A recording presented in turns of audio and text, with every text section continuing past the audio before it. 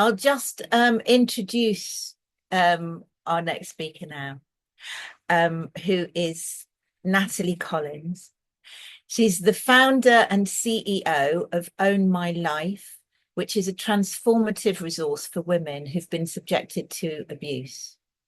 She's also the creator of the Day programme, which enables adults to work meaningfully with young people around abuse and healthy relationships.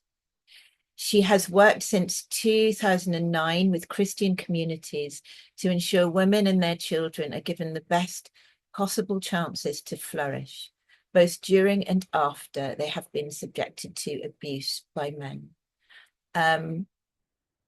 In my experience, she's also an absolute power of a voice, and I'm really glad to have her here today. Over to you, Natalie.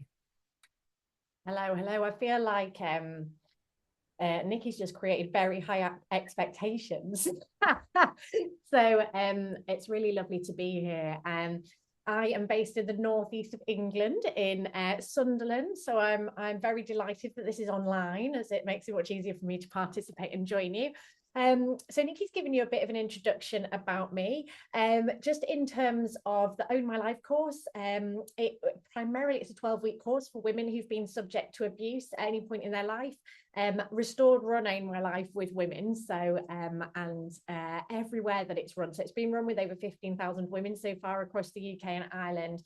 And we've seen incredible results from that. It's been run really successfully with Irish traveller communities in Ireland. It's been run really successfully with women in addiction recovery, with women with learning disabilities, and women in prison as well. So I think very often when we kind of get this kind of idea of the subject of domestic abuse or supporting women, we end up kind of envisioning a specialist domestic violence service.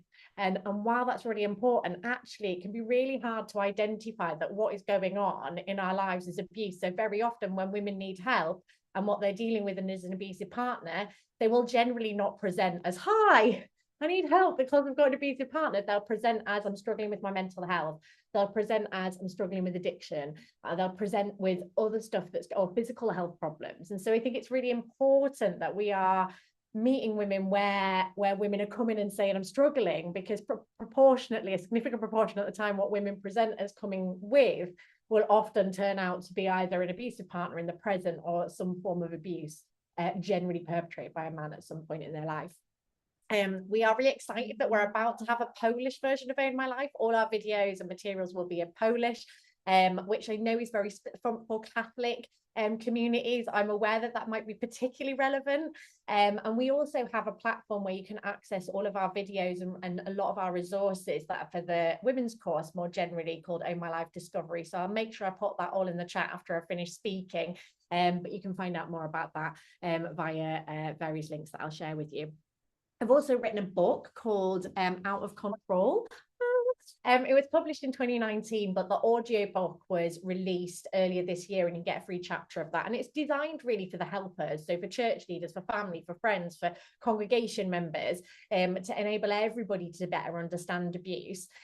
So it would be worth being aware of that. And there's another book that I've written called Abuse is the Verb, which is about how do we talk about abusive behaviour. So that gives you a bit of an overview of me. And I wanted to start by mentioning a Bible verse. I'm actually due to preach in a few weeks. Our church is doing a thing on the Beatitudes. And so I've been given blessed are the peacemakers. And as I was reflecting on what to say today, Matthew 5:9 says, blessed are the peacemakers, for they shall be called children of God. And I think there's something really interesting about and challenging about responding to abuse, because very often when we are committed to responding to abuse, we are often seen as peace breakers, as home breakers, as those who are, destroying marriages or supporting the destroying of families. And I think, one of the big challenges with the kind of feminist movement to communities of faith has been that it's been seen as very anti-family, and not entirely inaccurately, because there are kind of second wave feminism was very suspicious of the way the family could be a location of oppression for women. And so I think it's really interesting to think, what does it actually mean to be a peacemaker? There was a 1894 law. So it was one of the first laws about domestic violence. And in 1895 in London, it became unlawful to beat your wife between the hours of 10 at night and 7 in the morning because the noise was keeping people awake. So it was fine if you did it like after 7 and before 10. And what's really interesting is that is a form of peacekeeping, isn't it? Let's keep the peace. Let's make it nice and quiet when people are sleeping. This isn't about it being terrible to beat women. Just do it at a time that's more convenient for everybody. And so I think we need to be asking questions about what is the difference between peacemaking and peacekeeping. Because actually, I think probably all of us would be pretty horrified, wouldn't we, at the idea of a law which says, yes, it's okay to beat wife, but can you just do it, during, business hours, please? And so thinking about what does it mean to be a peacekeeper versus a peacemaker in the context of what Jesus's call for peacemaking was. And I wanted to very briefly give you talk a little about what does abusive behavior look like. And I'm going to share my screen with you. And this is a PDF that I will share as a link that you can access then. Can everyone see that all right? Yeah, great. So when we think about what is somebody who is abusing a partner doing, what do they actually do to their partner? These are some of the ways that an abusive partner will behave. And it's not that somebody is either, we're not like looking at a kind of abuse version of Myers-Briggs, are they the exhauster or the humiliator? We're talking about somebody who's abusive doing most, if not all of these on a regular basis to their partner. So you have the brainwasher who keeps us focused on them. They don't give us time or space to think. They keep us confused. Maybe that's by hiding things or moving things or saying to us, should we go out on Saturday? And we say, oh, lovely, I'd love to go out on Saturday. And then it gets to Saturday and we say, we're going out. And they say, why would you go out? Well, on Wednesday, you said we go out. I didn't say that. You're going mad, you are. You need to go to the doctors, get your head sorted. You've got the isolator who stops us seeing friends and family. Maybe that's by saying, your mum's not around this house anymore. I can't stand her. Or it might be by trying to sleep with our friends. Or it might be by when our family do come round, he just goes upstairs and we say, oh, he's just sorry. He's just a bit shy. And suddenly all our family don't come round anymore. Not because he said they can't, but because when they do, he's so rude that it's easier not to. And they might prevent us from having any other perspective than theirs. They manipulate us or force us to stay at home. They might lock us in the house, or it might be that they just drive off with the pram in the back of the car. So we wanted to take the kids to the park, but we can't now. And the humiliator makes us feel dirty and ashamed. They abuse us sexually. They make us shrivel up inside. They make jokes about us in front of people. And when we are embarrassed and uncomfortable, they say, oh, she's humorless. She can't even take a joke.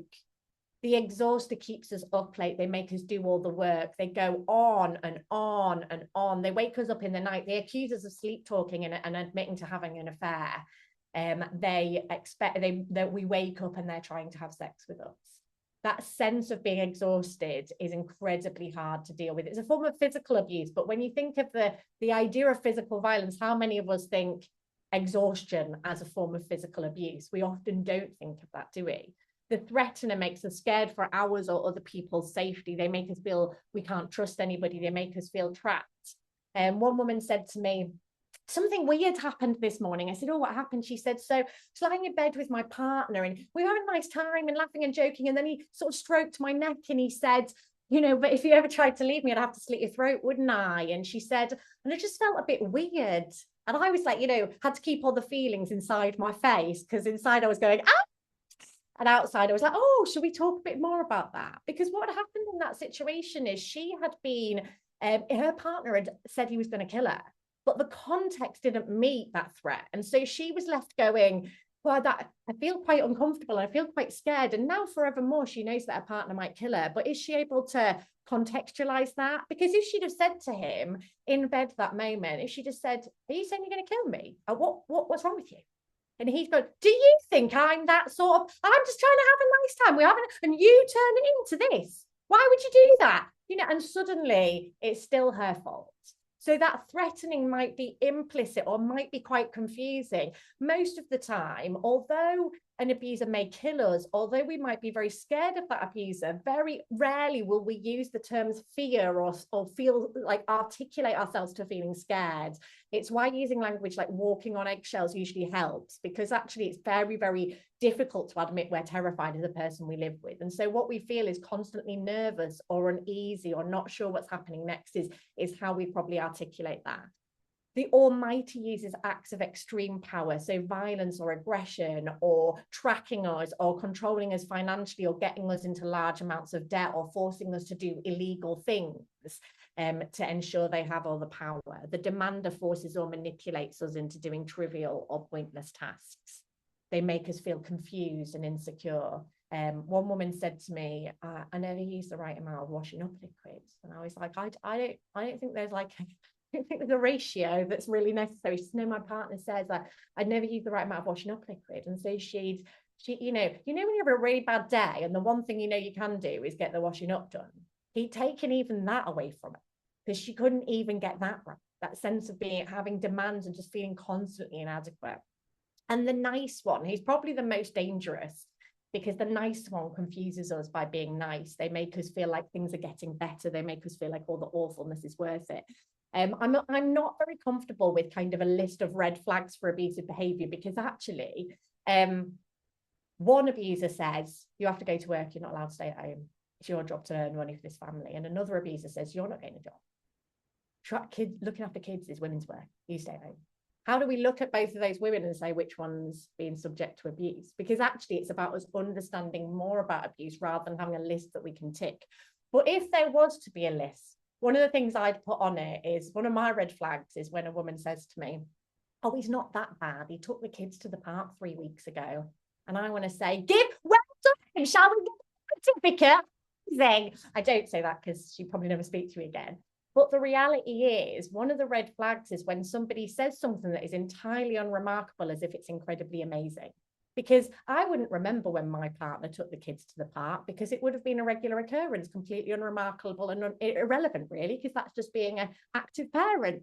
But actually, if that is remarkable and amazing and astounding, potentially that suggests that it is a form of the nice one's behavior.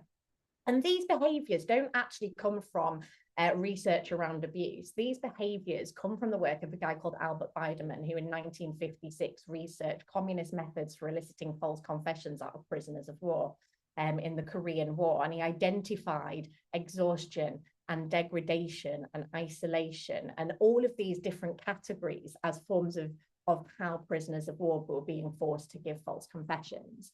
And so when we start to look at that, very often when we present the Biden behaviors in Own My Life, women are like, oh yeah, no, that's what my partner does. That's what, and then we go, this is what prisoners of war are treated like. And suddenly what felt like, you know, well, I probably make a big thing of it. And he's probably not that bad. And it's just a little this and a little bit of that. Suddenly it's like, oh my word, that's actually really serious, isn't it? If that we know that it's bad for prisoners of war to be treated like that. And if that's what's going on in my home.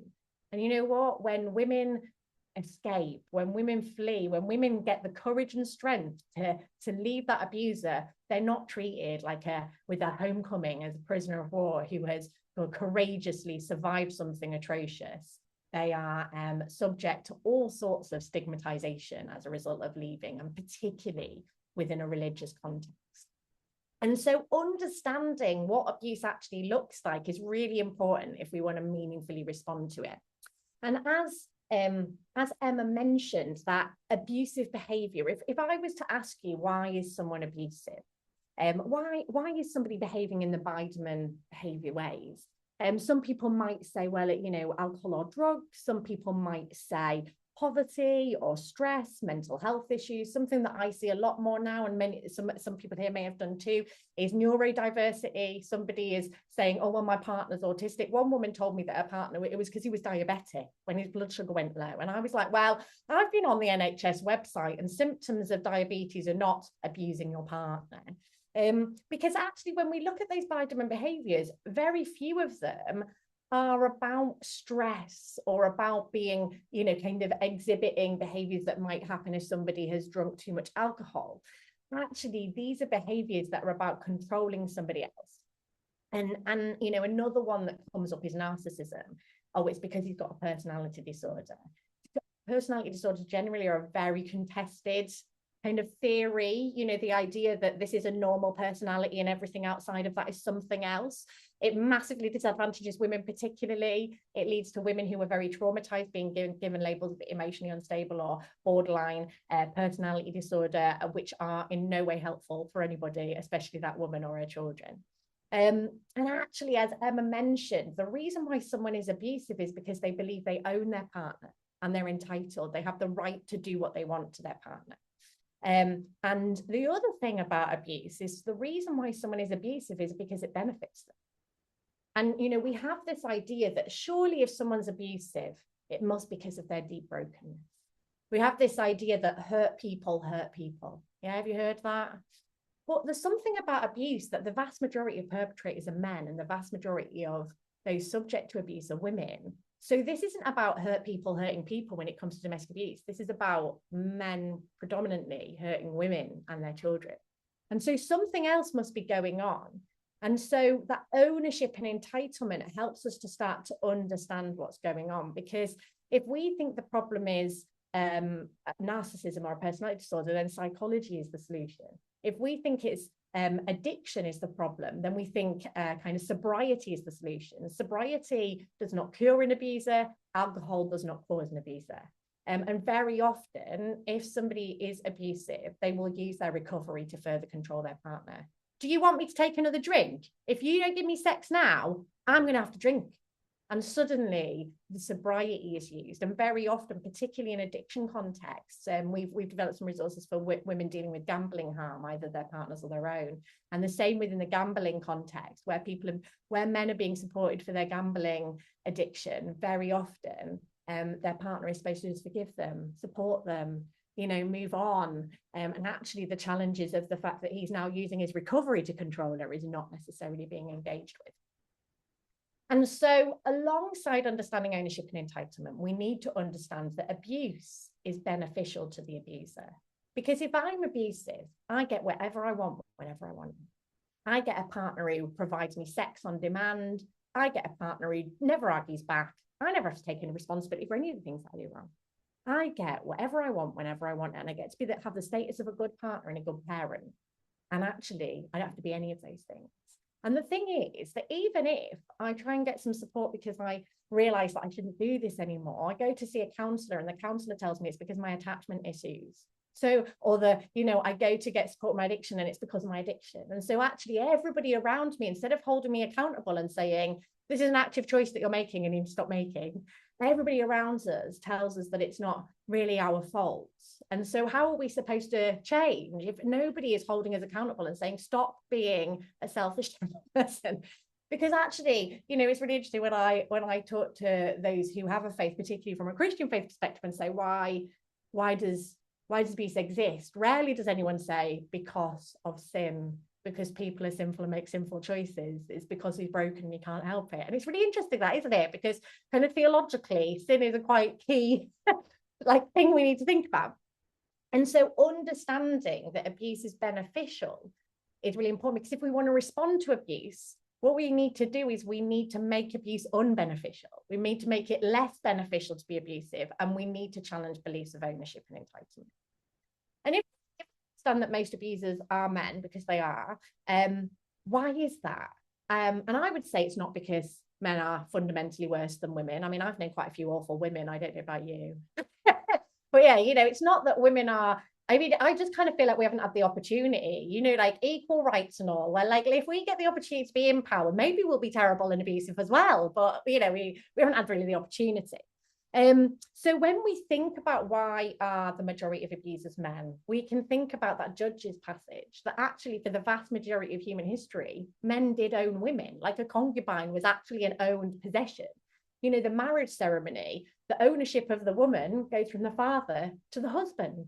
You know, even though the law in this country, not in every country, but in this country, is that men no longer own women. And the reality is, for the vast majority of human history, men owned women. And it's a bit unrealistic to expect that kind of 100 years after a law which said that just don't beat your wife at night, that we'd suddenly be in a utopia where men's abuse of women would no longer exist, where no men would believe they own women, because it's not that simple, is it? We've got to take longer to get there. And so it's also really important that we look at the broader picture of what women are facing, and the broader picture, because this isn't only about or solely about abuse within an intimate relationship. It is a broader picture. And when we're talking about gender justice, and we're thinking about the broader picture, I've got a slide. I'm hoping it's going to very work. much. So I call this the tree of death. And when we think about domestic abuse is one branch of this tree. But another branch of the tree is trafficking of women. Another branch is pornography. Another one is female genital mutilation, honor-based violence, lack of women on the platform and in the public sphere, the gender pay gap, land rights, power-based masculinity, forced marriage, rape, everyday sexism, unrealistic beauty standards, victim blaming attitudes, prostitution, stalking, sexual violence in conflict. All of these different things that what we often do is we think, oh, are we going to respond to this thing? And you know, people of faith are very often drawn and called to respond to these different things. But how do we do that in a way that is considering that these all fit within this category of things which are about the belief that men own women, the belief that men are entitled over women, that contributes to all of these different things. And so understanding and contextualizing whatever it is we're responding to in the wider context of all of these different things is incredibly important. And so let me just get my screen back. There we are. And so how do we respond? How do we move forward? Well, we need to start by thinking about and identifying ownership and entitlement in our theology, in our practice, in our communities, in our personal lives. And we need to think about the benefits of abuse and how do we challenge the idea that abuse is very beneficial to the abusers.